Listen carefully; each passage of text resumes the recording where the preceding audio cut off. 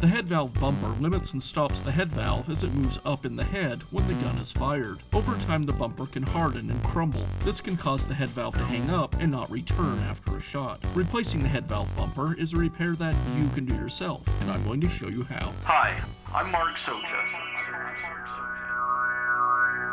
Do-it-yourself repairs like these are easier than you might think. From lawn machines to cordless drills, kitchen mixers, Outdoor grills. our how-to videos walk you through each repair from start to finish. So doing it yourself means never having to do it alone. Let's get started. I'll begin by removing the cap from the nail gun.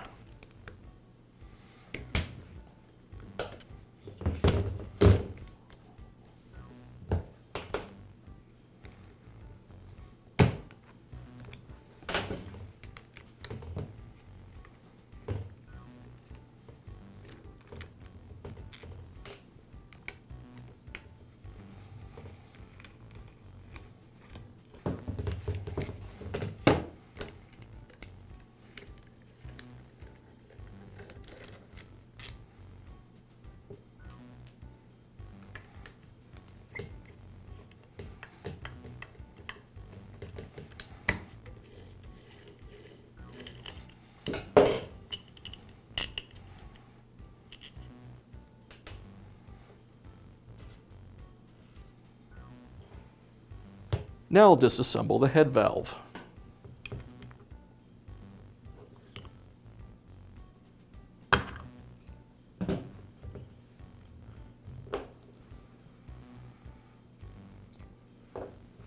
And now I can install the new head valve bumper.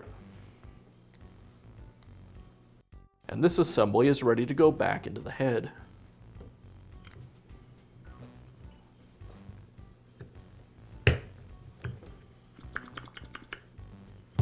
And I'll finish up by reinstalling the cap seal and the cap.